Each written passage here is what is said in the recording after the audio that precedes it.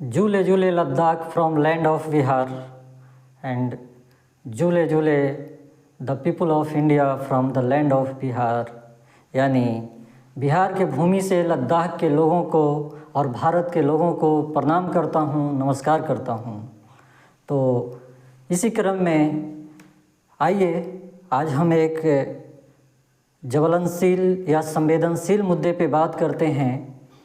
वो मुद्दा है लद्दाख में पिछले 16 दिनों से हिमालय को बचाने के लिए, जलवायु को बचाने के लिए चलाए जा रहे आंदोलन के बारे में, जो सोनम वांगचुक और लद्दाख के 3 लाख लोगों ने अपने ज़मीन को, अपने जलवायु को, अपने स्थानीय नैसर्गिक प्रकृति के नियमों को बचाने के लिए अनशन पे बैठे हुए हैं और आज उनके 16 दिन गुजर चुके हैं।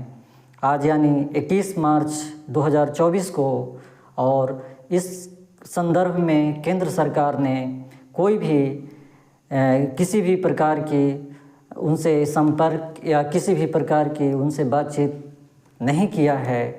तो जानते हैं कि क्या कारण है कि भारत सरकार की ऐसी मजबूरी है जो 370 अनुच्छेद को जम्मू कश्मीर से हटाने के बाद लद्दाख को 2 हिस्सों में बांटा गया। लद्दाख नहीं, सॉरी, जम्मू कश्मीर को 2 केंद्र शासित प्रदेश बनाए गए, एक जम्मू कश्मीर और दूसरा लद्दाख। और पिछले 2019 के लोकसभा इलेक्शन में वर्तमान बीजेपी सरकार ने कई ऐसे मुद्दे पर वादा किया था, कुछ ऐसी मैनिफेस्टो में अपने बात रखे थे जिसको आज मानने से इनकार कर रहे हैं और उससे मुकर रहे हैं। तो क्या मजबूरी है आज की सरकार को, जो इलेक्शन के समय जब वो वादे किए गए थे उससे निभाने में वो असमर्थ हो रहे हैं या उससे मुकर रहे हैं। तो उसी क्रम में आइए इसके मुख्य जड़ को, इसके मूल बिंदु को हम समझते हैं और हम देखते हैं कि वो कौन ऐसे मुद्दे थे और मुद्दे के अंदर आखिर मेन जड़ कहाँ है जिसको सरकार मानने से इनकार कर रही है, वादा करके निभाने के लिए तैयार नहीं है। और इसके लिए लद्दाख के जनता कपती हुई ठंड में आंदोलन कर रहे हैं अपने भूमि को बचाने के लिए। तो वो मुद्दे है, आप जैसा कि बोर्ड पर देख रहे हैं, 6ठी अनुसूची। आप जानते हैं ये भारत का संविधान है और इस भारत के संविधान में 10 अनुसूची की बात की गई है। इस अनुसूची में 6ठी एक अनुसूची है। उस अनुसूची में प्रधानमंत्री मोदी और उनकी पार्टी ने 2019 के इलेक्शन में लद्दाख के जनता से, लद्दाख के लोगों से जो वादा किया था, मैनिफेस्टो जारी किया था, उस वादा से बिल्कुल इनकार कर गए हैं, मुकर गए हैं। और इसी परिप्रेक्ष्य में ये आंदोलन भी है। और इसके साथ साथ लद्दाख के लोग अपने भूमि को, अपने जलवायु को, अपने पहाड़ को, अपनी नदियाँ को, दरिया को बचाने के लिए आंदोलन कर रहे हैं। तो आइए समझते हैं कि 6ठी अनुसूची आखिर है क्या और इसमें कौन ऐसे मुद्दे हैं जो सरकार को अपने वादा निभाने से रोक रहे हैं। वादा तो कर दिए लेकिन निभाना नहीं चाहते हैं और ये काफ़ी गंभीर मुद्दा होते जा रहा है। इसके लिए कई लोग को कह सकते हैं कि ये 21 दिन का मूवमेंट है, इसमें हो सकता है किन्हीं का जान भी जा सकता हो, जो लगातार अनशन करने से उनके शारीरिक और मानसिक हालत बिगड़ जाए, तो ऐसा भी हो सकता है।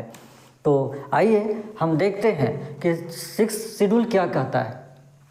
इसे मैंने लद्दाख जलवायु आंदोलन 2024 के रूप में समझने का एक कोशिश कर रहा हूँ आप सब लोगों के साथ, और इसी में हम 6ठी अनुसूची पर आज बात करते हैं। तो देखिए ये 6ठी अनुसूची में जो है इसको मुख्य रूप से 2 हिस्सों में बांटा गया है।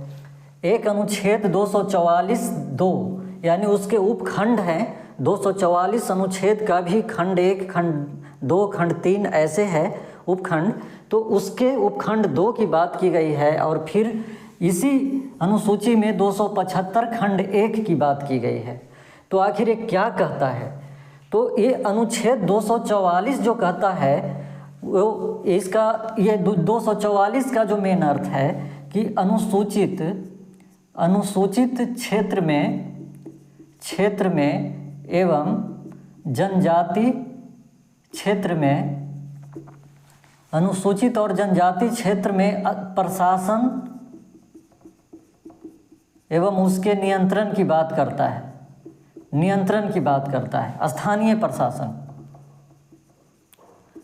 उसके नियंत्रण की बात करता है, और ये नियंत्रण स्वायत्त प्रशासन की बात करता है। सॉरी, ये स्वायत्त प्रशासन की बात करता है, स्वायत्त यानी ऑटोनोमस प्रशासन की बात करता है। और यही जो है, ये तो 244 की बात है, लेकिन ये 244 के अनुच्छेद 244 के ये 2 में इसी में है कि अनुसूचित क्षेत्र यानी जो शेड्यूल क्षेत्र है, जो संविधान में जिसको अनुसूचित किया गया है, अनुसूची में डाला गया है, 6ठी अनुसूची में, उसमें और उसके प्रशासन के बारे में जब बात हो रही है तो उसको एक ऑटोनोमस यानी अपना एक स्वतंत्र अधिकार प्रदान करता है। तो इसी स्वतंत्र अधिकार प्रदान करने में आप कह सकते हैं कि इसमें जो है कुल मिलाकर के 21 प्रबंध है, यानी 21 प्रोविजन है 21 प्रबंध यानी उपबंध किए गए हैं कि किस तरह से ये ऑटोनोमस जो है राज्य या क्षेत्र चलाया जाएगा।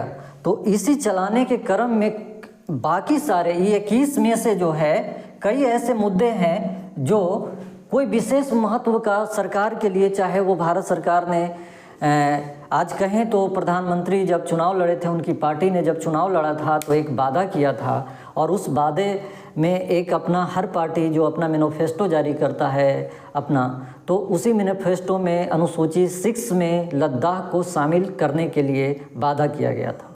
और भी बहुत सारे वादा थे, लेकिन हम फिलहाल अनुसूची 6 पे लद्दाख को शामिल करने पे बात करूँगा कि इस पे वादा किए गए थे। लेकिन आज 5 साल हो गए, उसके बाद भी वादा वो नहीं निभा पा रहे हैं। तो इसी मेन जड़, आखिर कौन ऐसा दबाव समूह है देश में, कौन ऐसा चीज़ है जो प्रधानमंत्री को या उनकी पार्टी की सरकार को इस वादा को निभाने से रोक रहा है, दबाव बना रहा है?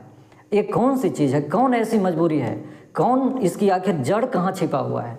या फिर ऐसे ये वादा खोखले थे या झूठे थे जो सिर्फ लद्दाख के लोगों को बहलाने फुसलाने के लिए किया गया था? ये सब का पोल आज हम इस संवैधानिक प्रावधान के अनुसार देखेंगे, खोलेंगे उसको।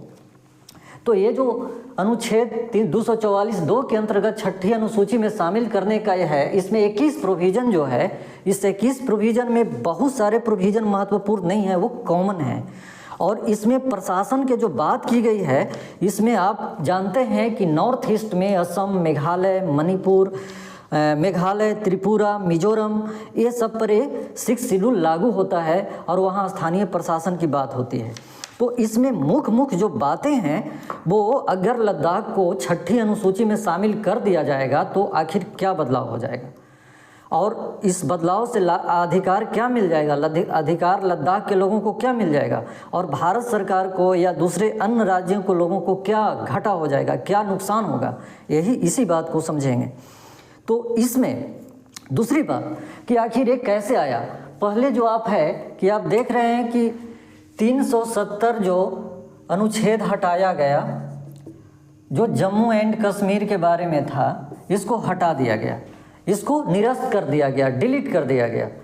सारे जो व्यवधान आए या किसी भी प्रकार का जो भी समस्या आई वो सब कानूनी प्रक्रिया से करके हटा दिया गया। और जम्मू कश्मीर एक राज्य का स्टेटस था, इसको एक राज्य का दर्जा मिला हुआ था, उसको राज्य के दर्जा को समाप्त करके उसको 2 केंद्र शासित प्रदेश में बांट दिया गया। तो 2 प्रदेश में बांटा गया, जिसमें एक लद्दाख और दूसरा जम्मू एंड कश्मीर है। ठीक है, लद्दाख जम्मू एंड कश्मीर से काफ़ी बड़ा एरिया है, बड़ा इलाका है, और ये भूमि जो है बंजर है, पथरीला है, पहाड़ी इलाका है, और हिमालय के संवेदनशील प्रक्रियाओं से गुजरता हुआ ये इलाका है। तो शुरू होती है यहाँ से।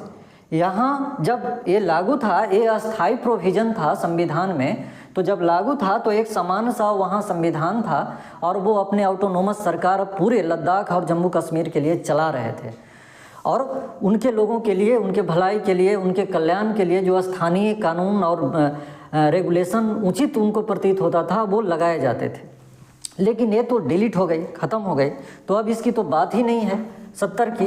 अब इसी 70 से निकल करके एक लद्दाख आया और दूसरा जम्मू कश्मीर। अब यहाँ बात जम्मू कश्मीर पे है और सरकार ने कई ऐसे जम्मू कश्मीर के नहीं लद्दाख के साथ वादा किए और उस वादा में एक महत्वपूर्ण वादा 6ठी अनुसूची में लद्दाख को शामिल करने का था और शामिल करने से सरकार मुकर रही है। तो इसके मेन जो कारण है कि इसमें सरकार वादा किया था कि हम अगर 6ठी अनुसूची में अगर लद्दाख को शामिल कर देता है सरकार, भारत सरकार, तो स्वशासी जिले और स्वशासी प्रदेश के बारे में ये बात किया गया था कि इसमें जो महत्वपूर्ण जो मुद्दे हैं, इसके महत्वपूर्ण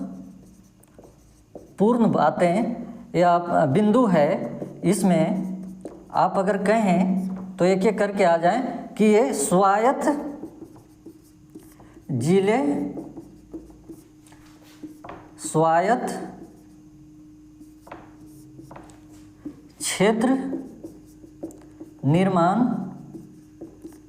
की बात की गई थी, ये बात की गई थी। अब उस स्वायत्त से मतलब क्या है? ये जो है ऑटोनोमस, इसका ऑटोनोमस होता है, ऑटोनोमस यानी एकदम स्वतंत्र, अपने क्षेत्र या ये इस जिले का जो विकास है इस अनुसूची में है। ये इसका प्रथम जो बिंदु है 21 में से, 21 प्रोविजन में से प्रथम इसकी बात करता है। और जब ये आ जाता है तो इसके दूसरे बिंदु पे जो आता है, इसी को चलाने के लिए स्वायत्त जिला परिषद यानी एडीसी और इसी की तरह स्वायत्त क्षेत्र यानी ARC, यहाँ AD आप कर सकते हैं, अब AR मतलब ऑटोनोमस रीजन, तो इसकी है। अब यही सरकार चलाएगी।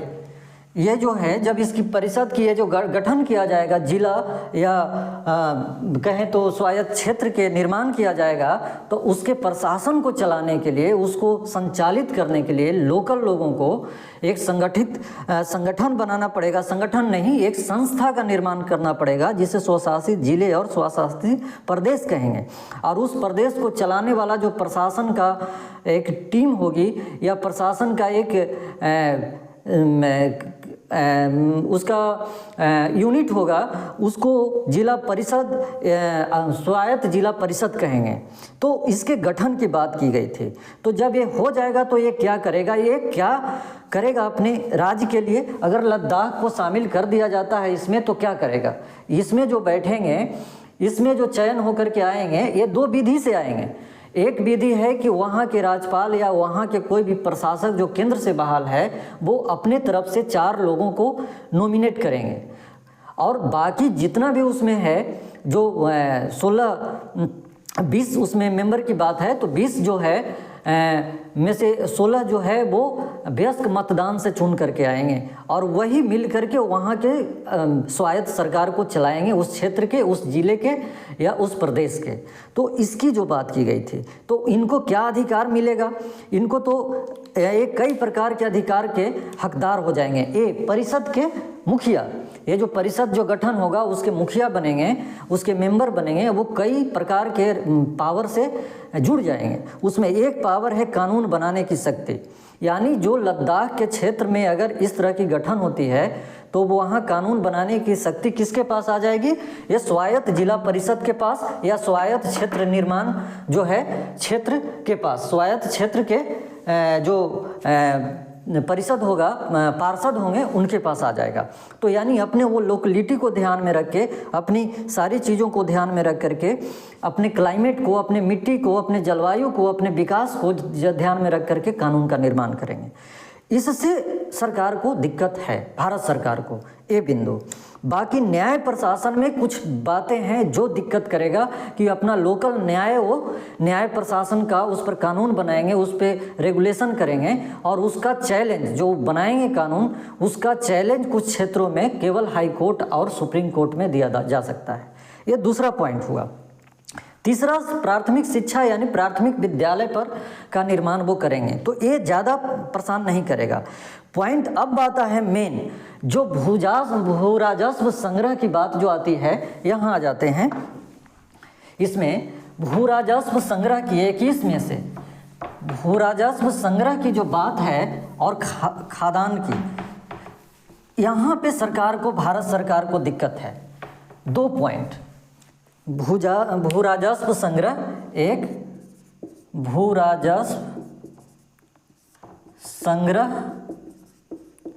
संग्रहण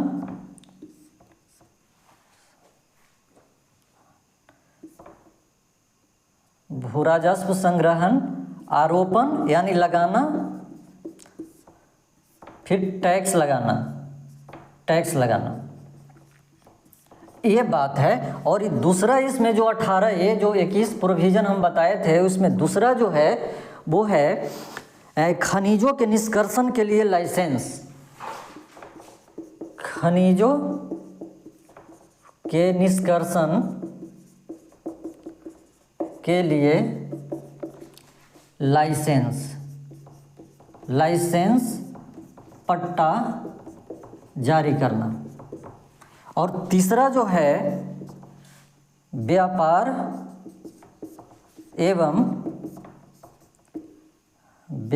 एवं साहूकारी पे नियंत्रण। भारत सरकार को व्यापार एवं खनिजों के, इससे भी कोई विशेष इसको दिक्कत नहीं है। भारत सरकार को दिक्कत है खनिजों के निष्कर्षण पर और व्यापार एवं साहूकारी पर। और उसके बाद भूमि से संबंधित जितने भी चीज़ें, जैसे उनको बहुत सारी चीज़ों पे, जैसे झूम खेती पे, कृषि के सिंचाई पे, कृषि पद्धति पे, अपना उसका जनजातीय लोकल विवाह और सामाजिक पद्धति है उस पे, यानी सारी चीज़ों पे उसको कानून बनाने का अधिकार हो जाएगा लद्दाख के लोगों को। लेकिन सरकार को जो दिक्कत है, वो भारत सरकार को वो इससे दिक्कत है। इनको जो प्रेशर ग्रुप जो बना रहा है वो इस खनिजों के निष्कर्षण के लिए बना रहा है और व्यापार एवं साहूकारी के लिए। मेन जड़ यही है, न मानने का, वादा करके मुकर जाने का, 21 प्रोविजन में से।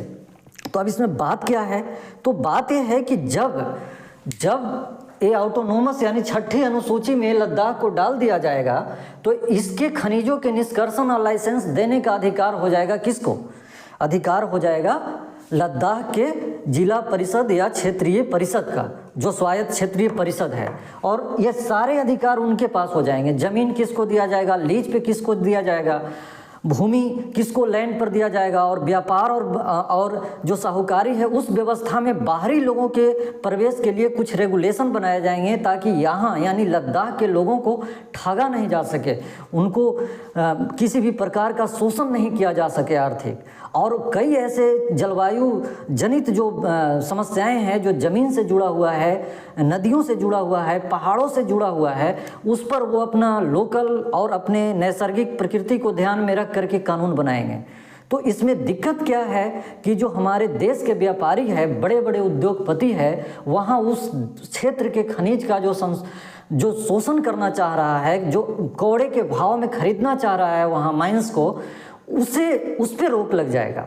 और सरकार पर यही एक पीछे से जो ग्रुप होता है, किसी भी देश में होता है, ऐसा नहीं कि केवल भारत की बात है, यही जो ग्रुप होता है वो उसको प्रेशर बनाता है कि अगर आप इसको 6ठी अनुसूची में डाल देंगे तो मेरा तो सारा चीज़ जो है वहाँ उसके अधीनस्थ हो जाएगा। और जब हम कोई उद्योग या कोई फैक्ट्री लगाएंगे या किसी प्रकार का कोई खनिज उत्पादन करेंगे, उस पे उस क्षेत्र का, उस लद्दाख के लोगों को, लद्दाख के प्रशासन को काफ़ी बड़ा हिस्सा देना पड़ जाएगा। तो जड़ आप समझिए कि यही 2-3 ऐसे मुद्दे हैं जिसको मानने से भारत सरकार इनकार कर रहा है, हमारे प्रधानमंत्री इनकार कर रहे हैं। और ये इनकार इसलिए क्योंकि झूठे वादे अगर है तो ठीक है, झूठा वादा है, लेकिन अगर कोई प्रेशर बना रहा है देश के उद्योगपति, तो स्वाभाविक है कि ये प्रेशर में काम हो सकता है। नहीं तो लद्दाख के लोगों को मरने के लिए नहीं छोड़ दिया जा सकता है, लद्दाख के लोगों को बर्बाद होने के लिए नहीं छोड़ा जा सकता है। तो ये मुख्य बातें हैं। इसके साथ और क्या बात है, तो जब आप यहाँ देखें ये अनुच्छेद में, कि ये 275(1) जो कहता है कि कुछ राज्यों को संघ से अनुदान, इसका मतलब है कि अगर लद्दाख के लोग या कोई भी नॉर्थ ईस्ट में आसाम, मेघालय, त्रिपुरा के लोग जो इस अनुसूची में जो भी राज्य है उसको वहाँ के लोकल लोगों से अगर राजस्व मिलता है, एक तो राजस्व प्राप्त होगा लोकल, इससे अगर पूरा खर्चा नहीं चल पाता है तो इसी में प्लस हो जाएगा, ये केंद्र से अनुदान मिल जाएगा। यानी जो खर्चा इस अनुसूची में जो राज्य है वो अपने लोकल टैक्स से या सभी प्रकार से अगर अपना आय कर रहा है, उससे अगर उस राज्य का, उस क्षेत्र का अगर विकास नहीं हो पा रहा है, प्रगति नहीं हो पा रहा है और खर्च ज़्यादा है और उसको आय कम हो रहा है, तो जो कम हो रहा है, घट रहा है जो आय या जो पैसा, उसको जो है केंद्र सरकार अपने संचित निधि से देगा उस क्षेत्र को विकास करने के लिए। तो ये आर्टिकल जो है ये कहता है, जो एक संविधान की आर्टिकल है 6ठी अनुसूची में। लेकिन अब ये दोनों आर्टिकल जब लागू हो जाएगा तो अगर लद्दाख में जो राजस्व संग्रह होगा लोकल स्तर से, ऑटोनोमस से, उसके अलावा अगर उससे विकास कार्य में अगर बाधा पड़ेगा, कमी पड़ेगा धन को, तो सरकार को पैसा देना पड़ेगा, यानी भारत सरकार को। तो इससे ये मुकर रहे हैं कि उनको धन देना पड़ेगा। उसके बाद कई ऐसे चीज़ें जो है वो भारत सरकार के संसदीय कानून जो है वो सब राज्यों पे समान रूप से लागू होते हैं, वो लद्दाख पे लागू नहीं होंगे। तो इससे भी सरकार डर रही है, जो हम कह सकते हैं कि भारत सरकार डर रही है, 6ठी अनुसूची में लागू शामिल नहीं करना चाह रही है।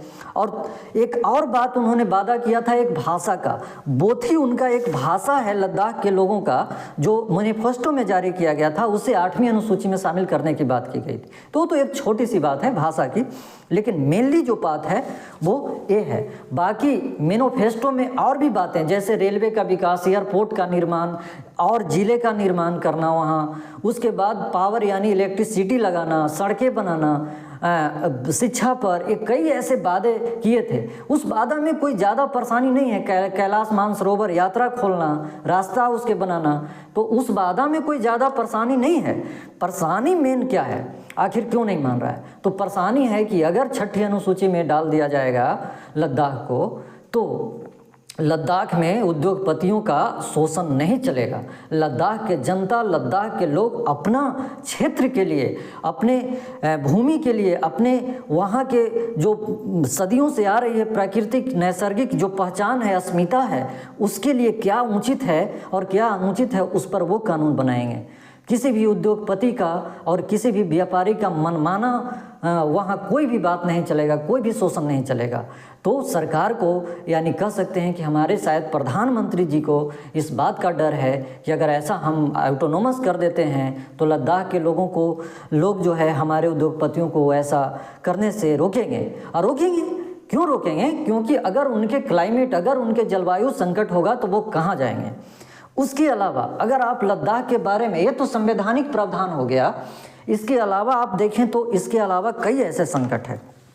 जैसे लद्दाख के लोगों का कहना है कि हमारा जो है लोकसभा में 1 प्रतिनिधि है, तो कम से कम हमें 2 प्रतिनिधि दीजिए, लोकसभा सांसद दीजिए आम लोकसभा में। उसके बाद राज्यसभा में उनका कोई प्रतिनिधि नहीं है, तो वो राज्यसभा में 1 प्रतिनिधि की मांग कर रहे हैं, ताकि उनका कहना है कि हमें हमारे आवाज़ को संसद में रखा जा सके, हमको संसद में सुना जा सके। उसके बाद अन्य जो बातें हैं कि वे लद्दाख में, जैसे वो विकास का मैटर है, तो आप जान रहे हैं कि लद्दाख एक पथरीली भूमि है, पत्थर लकड़ियों से बने हुए मकान में एक मतलब बंजर भूमि में रहते हैं, और ज़्यादातर लोगों का जो जीवन यापन है वो भेड़ और बकरियों, पश्मीना बकरी से पालन होता है, तो जीवन यापन होता है, भेड़ से होता है। तो इसलिए वहाँ इस तरह का कोई विकसित अन्य राज्यों की तरह कोई अर्थव्यवस्था का साधन नहीं है, कोई फसल कृषि व्यवस्था नहीं है। तो कई ऐसे चीज़ें में उनका इस चीज़ का डिमांड है। और सबसे संवेदनशील जो मुद्दा है वो मुद्दा है कि वो लद्दाख हमारे देश के सीमा क्षेत्र है, जो चीन से मिलता है उसका सीमा, और चीन और भारत के बीच, दोनों के बीच के में वो पिसा रहा है। चीन जो सीमा क्षेत्र है उसके सैनिक, उसके अधिकारी जो है लद्दाख के लोगों को के भेड़ बकरियों को पकड़ ले जाते हैं, उनको सताते रहते हैं, ये एक समस्या है। उसके बाद जो है भारत के लोग अगर इस तरह से खुला है तो वहाँ कई प्रकार के, जैसे 2019 के बाद जो 370 जो धारा हट गया, अनुच्छेद हट गया, इस अनुच्छेद के बाद कई सारे उद्योगपति जा कर के वहाँ उद्योग लगा रहे हैं, वहाँ पहाड़ों में नुकसान कर रहे हैं अपने फ़ायदे के लिए। तो ये इधर से उद्योगपतियों से भी ये पिसा रहे हैं, मतलब दो पार्ट के बीच लद्दाख के लोग पिसाते जा रहा है। तो ये भी उनकी एक समस्या है।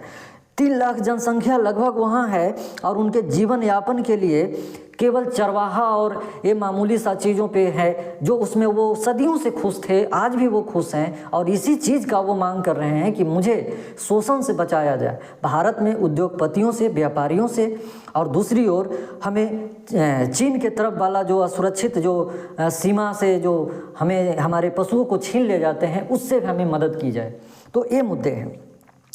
तो इस सब बातों के साथ साथ अगर आप कहें तो आखिर ये नहीं जो लागू किए जा रहे हैं, इसके जड़ पर जो बात है वो जड़ पे बात खनिजों का जो निष्कर्षण या खनिज जो वहाँ से निकाला जाएगा, यही मेन कारण है जिसके वजह से हमारे भारत सरकार बात नहीं मान रही है। और ये वजह बिल्कुल उद्योगपतियों के दबाव में होता है और ये एक आम घटना है, ये किसी भी देश में होता है, भारत में तो ये एक परंपरा ही है। और कह सकते हैं कि किसी भी देश में एक दबाव समूह होता है जो शासन व्यवस्था को दबाव में लेकर के अपने फ़ायदे के लिए होता है। उसी कई समूहों में से, जैसे कर्मचारियों का भी दबाव समूह होता है, एक कह सकते हैं कि और भी अलग अलग ग्रुप का, मजदूरों का, ये सब संगठन यूनियन है, वो दबाव समूह होता है। लेकिन सभी समूहों में से सबसे बड़ा और ताकतवर जो दबाव समूह यानी प्रेशर जो ग्रुप होता है राजनीति में, राज व्यवस्था में, वो उद्योगपतियों का, पूंजीपतियों का और व्यापारियों का होता है। तो स्वाभाविक है व्यापारियों के शायद दबाव से ये बातें नहीं मान रहे होंगे, मुझे ऐसा लगता है। तो यही इस बात को इसमें मुझे चर्चा करना था कि आखिर क्या कारण है। बहुत सारी बातें तो बेवजह नहीं है, मान लेने लायक है। 21 प्रोविज़न है 6ठे अनुसूची में, जिसमें शिक्षा भी है, लेकिन कौन ऐसी चीज़ें हैं जो आखिर इसको रोक रहा है और वहाँ के लोगों को अनशन करने पर बाध्य कर दिया गया है। 21 दिन तक अनशन चलेगा और 21 दिन के बाद क्या होता है कुछ कहा नहीं जा सकता है। आज अगर 21 है तो 4 दिन और अगर जोड़ दें तो शायद 25 मार्च उनका 26 मार्च उनका शायद अनशन का अंतिम दिन होगा। तो मुझे ऐसा लगता है कि इसके लिए पूरे भारत के लोग आवाज़ उठा रहे हैं। कई लोग इस बात का अनुरोध भी कर रहे हैं प्रधानमंत्री से और भारत सरकार से कि आप उसको कम से कम सुनिए, तो उसको आप वहाँ के लोगों के भावनाओं को समझिए, प्रकृति को समझिए। वो प्रकृति बचाने के लिए संघर्ष कर रहे हैं। तो इसमें ये सारे लोग जो साथ दे रहे हैं, उसी साथ में इसके जो कानूनियन जो बातें हैं, संवैधानिक जो बातें हैं, उस बातों को समझना जरूरी था। साथ मौखिक बातें तो बहुत सी हवा में चलती है, लेकिन आखिर कौन ऐसी संवैधानिक चीज़ लद्दाख को मिल जाएगा जो दूसरे ग्रुप को हानि कर सकता है या उसको कह सकते हैं कि लाभ के लिए नहीं होगा। तो मेन यही बात है। दूसरा व्यापारी वाला ये जो बात है और साहूकारी वाला, लद्दाख के जनजातीय लोगों या वहाँ के लोगों के बारे में ये चीज़ें लागू नहीं होगी। अगर वहाँ कोई बाहर के राज्य से जाएंगे और इस तरह से कोई व्यापारी या साहूकारी व्यवस्था स्थापित करेंगे जिससे लद्दाख के लोगों को शोषण होगा, तो उस पर वहाँ के स्वायत्त सरकार या स्वायत्त जिला परिषद के कानून लागू होंगे। इसके साथ साथ इसमें जो है उस कानून के बाद जो है, अगर आप कहें तो एक सुनने में ऐसा शायद आया है, पता नहीं क्या बातें हैं, नहीं हैं हवा में, जब तक कंक्रीट रूप से सामने नहीं आ जाता है। तो आप जानते हैं कि 370 जब ये हटा दिया गया अनुच्छेद, तो ये हटाने के बाद जो है ये तो डिलीट हो गया, ख़त्म हो गया संविधान से। तो एक अनुच्छेद है 371। ये 371 अनुच्छेद पर कुछ ऐसी बातें जो है शायद बन सकती है। ये अनुच्छेद क्या कहता है? 371 जो अनुच्छेद है, वो अनुच्छेद किसी भी राज्य में भारत सरकार अगर उस राज्य में कुछ विशेष क्षेत्र में अगर जनजातीय समूह के बसावट को देखता है या प्राकृतिक या जलवायु चीज़ों को ऐसा देखता है तो उसको शेड्यूल कर सकता है, यानी अनुसूचित कर सकता है और उस क्षेत्र में एक अलग प्रावधान कर सकता है वहाँ लोकल बॉडी का, सरकार बनाने का, या वहाँ के लोगों को नियम और कानून बना करके जीवन यापन करने का। तो ये चीज़ें सबसे पहले महाराष्ट्र और गुजरात से शुरू हुआ था और सबसे लास्ट में इसका जो लागू किया गया था वो कर्नाटक में किया गया था। और आज के डेट में अगर कहें तो लगभग 12 राज्यों में ये अनुच्छेद लागू है 371। ये एकदम जैसे इसको उदाहरण से लें कि मान लिया कि झारखंड एक जो है खनिज संसाधन संपन्न देश है, या छत्तीसगढ़ है जो एक जनजातीय आदिवासी क्षेत्र है, तो छत्तीसगढ़ के कुछ क्षेत्रों में जो खास करके आदिवासी बहुल है वहाँ पे छोटा सा जनसंख्या पर इसको लागू कर दिया जाएगा कि यहाँ किसी भी प्रकार का खुदाई नहीं होगा ज़मीन का, कोई ज़मीन ले नहीं सकता है, या किसी प्रकार का जलवायु संकट यहाँ पैदा नहीं किया जाएगा। लेकिन बाकी जो छत्तीसगढ़ के राज है उस पर वो चीज़ चलते रहेगा, तो उससे उस राज का बचाव नहीं होगा। तो अगर 371 अगर लद्दाख पर लागू होता है तो लद्दाख के कई ऐसे क्षेत्र जो है वो स्वतंत्र रह जाएंगे, उस पर उद्योगपतियों द्वारा शोषण किए जाते रहेंगे, और एक मामूली सा क्षेत्र पर प्रतीकात्मक रूप से रोक लगा करके उसको कहा जाएगा कि यहाँ आप कुछ नहीं कर सकते हैं, सीधा सा भाषा में। तो ये उचित नहीं है। तो ये एक मतलब पीछे से एक कह सकते हैं कि एक फुसलाने वाली बात है कि हाँ हमने एक कर दिया, लेकिन सच्चाई ये है कि ये वहाँ के जलवायु को बचा नहीं पाएगा व्यापक स्तर पर। तो आप समझ सकते हैं इस धारा से और इस अनुसूची से, छठी अनुसूची से, यही एक ऐसी अनुसूची है जिसमें लद्दाख अगर चला जाता है तो उसके सारे लगभग जो समस्या जो जिसके लिए आंदोलन किए जा रहे हैं वो समस्याएं उनको अपने आप जो है सुरक्षित हो जाएगी, और उस पर कोई बाहरी लोग जो है कोई शोषण उन लोगों को नहीं कर पाएंगे। और जब से उसको केंद्र शासित प्रदेश बनाया गया है तो केंद्र शासित प्रदेश तो आप जान ही रहे हैं कि ये एक केंद्र के अधीन है, और केंद्र सरकार के सारी कानून, सारे नियम या जिस तरह का भी जी प्रोविज़न है वो सब चीज़ वहाँ पे लागू होते हैं। कोई भी स्पेशल अधिकार लद्दाख के बारे में नहीं मिल सकते हैं जब तक कि केंद्र सरकार कुछ अलग विशेष प्रावधान नहीं करे। और उस समय लोकसभा इलेक्शन 2019 के समय केंद्र सरकार ने यही वादा किया था कि अगर हम यहाँ के लोगों को हम इस तरह से छठी अनुसूची में डाल करके आपको संरक्षित करेंगे, इसके लिए हम गृह मंत्री से बात करके बहुत सारी बातें और प्रोविज़न को रखेंगे और ये आपके बात को हम वादा को निभाएंगे। और आज यही वादा को निभाने से मुकर रहे हैं। और भी बहुत सारी चीज़ें हैं। तो मूल जो जड़ है वो उद्योगपतियों को शोषण यानी करने के लिए एक कह सकते हैं कि खुली छूट मिल जाएगी अगर नहीं शामिल किया जाएगा तो। और लद्दाख के लोग उद्योगपतियों से और सीमाओं पर अतिक्रमण से, युद्ध से, ये सब से बचना चाह रहे हैं, संरक्षित होना चाह रहे हैं, क्योंकि वो काफ़ी प्रतिकूल परिस्थितियों में रहने वाले लोग हैं, न्यूनतम संसाधनों में जीवन यापन करने वाले लोग हैं। और ऐसे में उन्हें इसी बात का डर है कि अगर उद्योगपति आकर के हमारे भूमि पर अतिक्रमण करके हमारे खनिज को लूट ले जाएंगे, हमारे भूमि को लूट ले जाएंगे, हमारे क्षेत्र में प्रदूषण पैदा कर हमारे जीवन को नष्ट कर देंगे, तो हम लोग कैसे जिएंगे, हम लोग कहाँ जाएंगे। तो इसी के साथ यही सब मुद्दा था इस आर्टिकल में और इस अनुसूची में। मैं आशा करता हूं कि हमारे प्रधानमंत्री भी लद्दाख के लोगों को बात को सुनेंगे।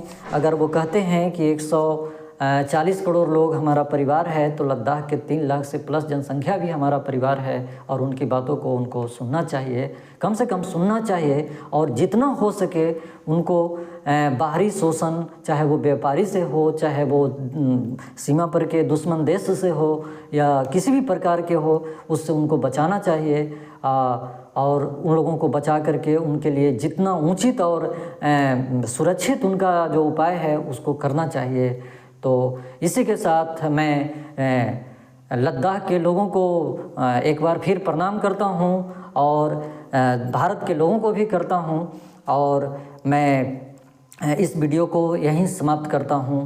आपको कैसा लगा ये वीडियो आप कमेंट में ज़रूर लिखें और इसे शेयर करें, लाइक करें, और आपको जैसा भी उचित लगता है आप बताएं, क्योंकि इस वीडियो में मुझे मेरा मेन उद्देश्य था कि आखिर वादा क्यों नहीं निभा पा रही है सरकार करके, इसी को हाईलाइट करना या इसी बिंदु पर मेरा चर्चा करने का उद्देश्य था।